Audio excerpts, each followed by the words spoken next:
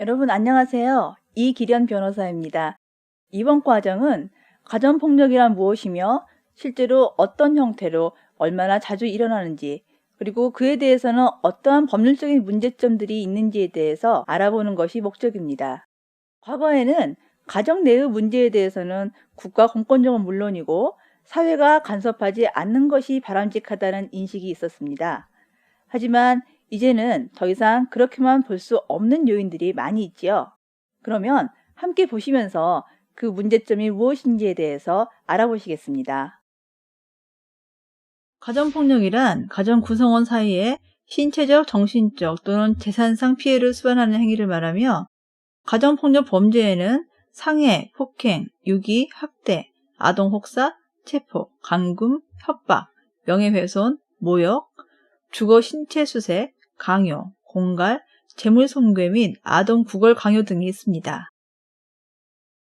이어서 가정 구성원이란 다음에 어느 하나에 해당하는 자를 말합니다.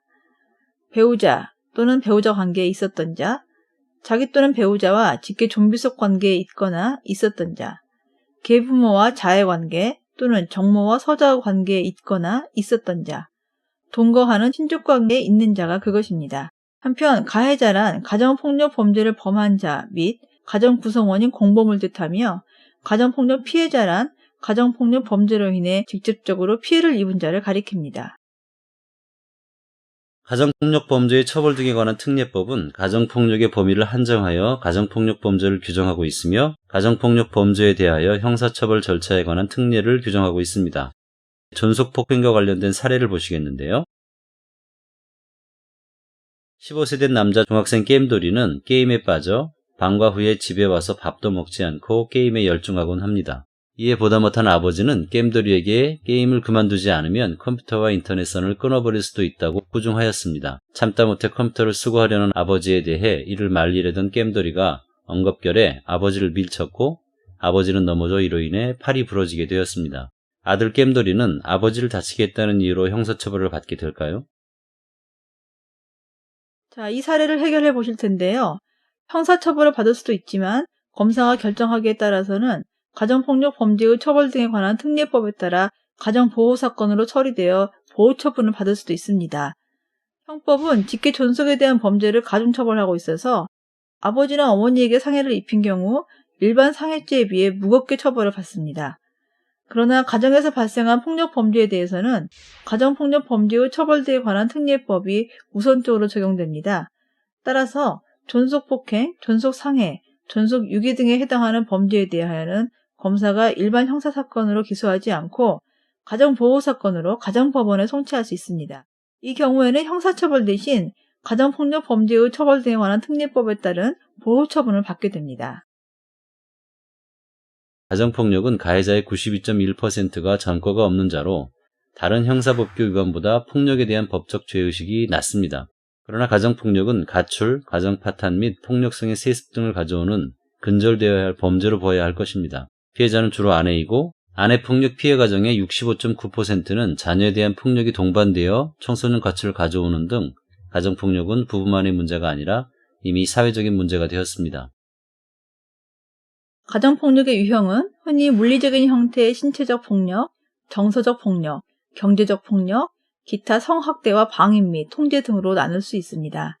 그중 대표적인 것으로서 신체적 폭력은 다시 경함폭력과 중함폭력으로 나누어 볼 수 있습니다.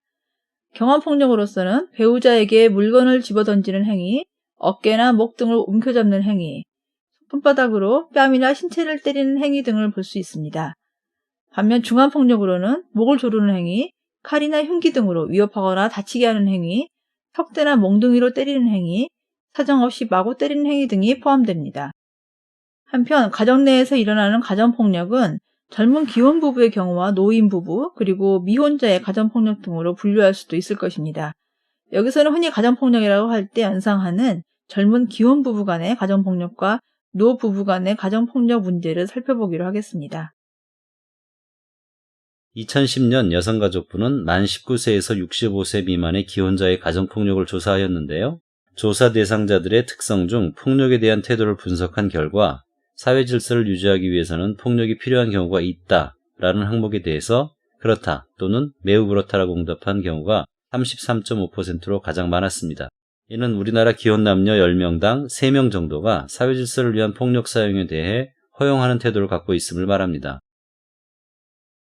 또한 배우자에게 고맙다는 말이나 사랑한다는 말을 지난 1년간 한 번도 한 적이 없다고 응답한 경우가 각각 18.1%, 29.0%였으나 실수나 잘못을 하였을 때 미안하다고 하거나 상대방이 실수나 잘못을 하였을 때 용서한다고 말한 적이 한 번도 없다고 응답한 경우가 각각 18.5%, 35.1%로 조사되었다고 합니다.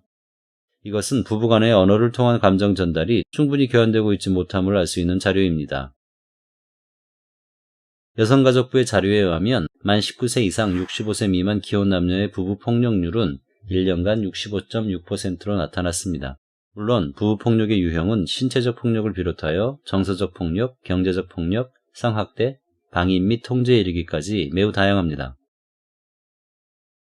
부부 폭력의 유형 중 신체적 폭력은 가장 심각하게 간주되는 폭력 유형이라고 할 수 있는데요. 분석 결과 우리나라 부부의 신체적 폭력 발생률은 16.7%로 조사되었습니다. 이는 우리나라 부부 6쌍 중 1쌍이 1년에 한 번 이상은 배우자에게 신체적 폭력을 행사하거나 당하였다는 것을 의미합니다. 정서적 폭력 발생률은 42.8%로 조사되어 모욕감이나 위협, 상대방의 물건 파손 등의 폭력이 부부 사이에서 빈번하게 발생하고 있었다고 합니다. 생활비를 주지 않거나 상대방 동의 없이 재산의 임의 처분, 수입과 지출을 독점하는 등의 경제적 폭력 발생률은 10.1%였으며 상대방의 동의 없이 성관계를 갖거나 원치 않는 형태의 성관계 강요 등의 성학대 발생률은 10.4%였습니다.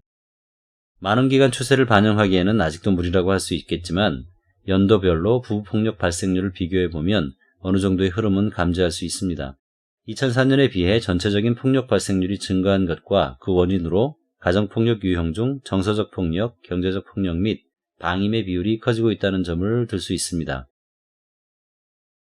먼저 아내들이 남편으로부터 경한 또는 중한 신체적 폭력을 당한 경우는 15.3%로 나타났습니다. 남편으로부터 인격적 모독, 신체적 위협이나 물건 파손 등 정서적 폭력을 경험하였다고 응답한 경우는 33.6%였고 남편이 생활비를 주지 않거나 수입과 지출을 독점하고 아내의 동의 없이 재산을 임의로 처분하는 등의 경제적 폭력을 경험한 아내는 7.6%로 나타났습니다. 그리고 남편으로부터 원치 않는 부부관계를 강요당하거나 원치 않는 형태의 부부관계를 강요당한 경험은 9.3%였으며 남편의 무관심이나 무시 등의 방임을 경험한 경우는 23.4%, 남편이 사회적 관계로부터 고립시키거나 이성 문제를 의심하는 등의 통제를 경험한 경우는 38.8%였습니다.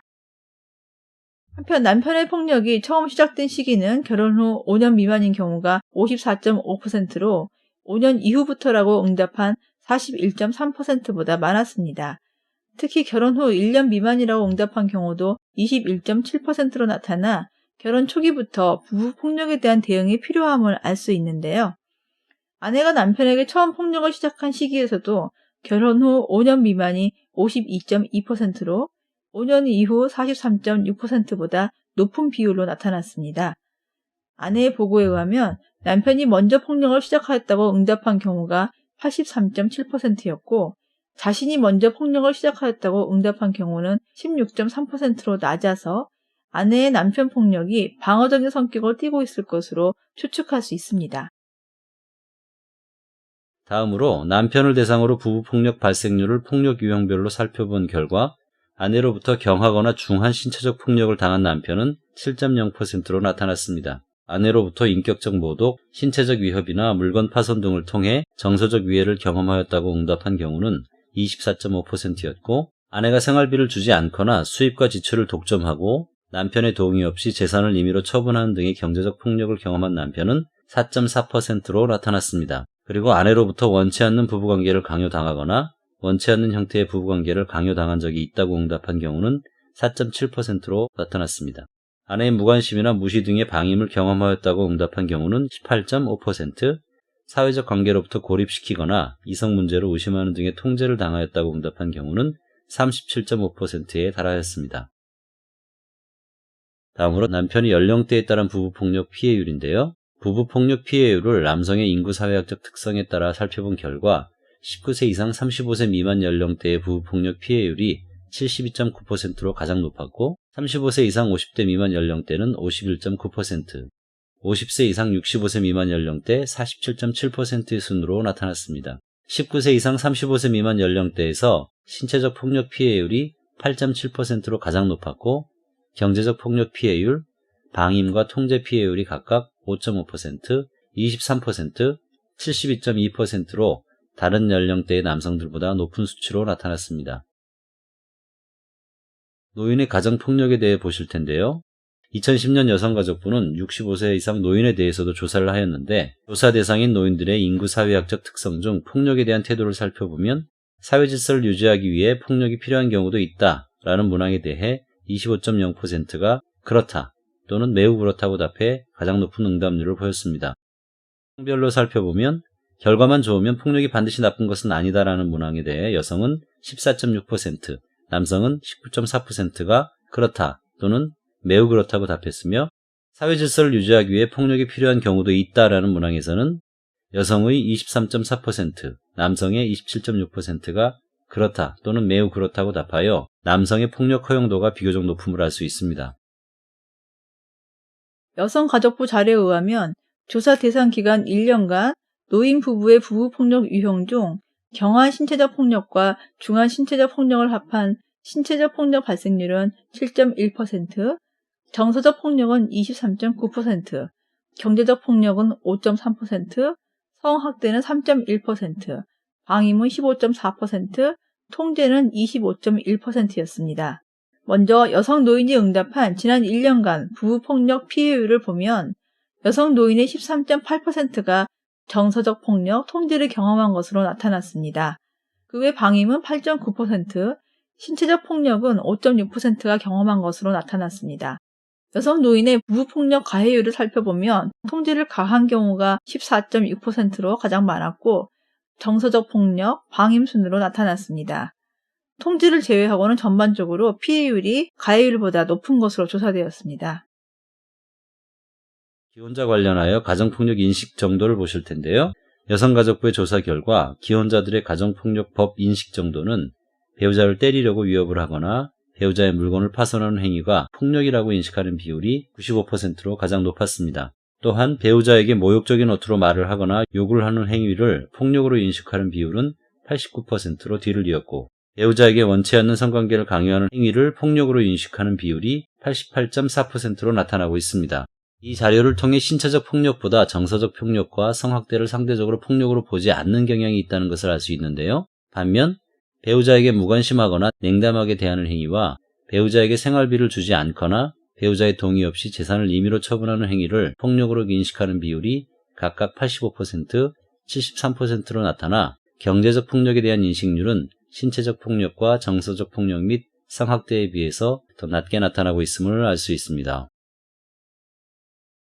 한편 가정폭력 방지 및 피해자 보호 등에 관한 법률과 가정폭력 범죄의 처벌 등에 관한 특례법의 인지 수준을 살펴본 결과 70.6%가 알고 있었으나 29.4%는 모른다고 응답하였습니다. 즉 우리나라 기혼 남녀 10명당 3명 정도는 가정폭력 방지 및 피해자 보호 등에 관한 법률과 가정폭력 범죄의 처벌 등에 관한 특례법을 알지 못한다는 것을 알 수 있는데요.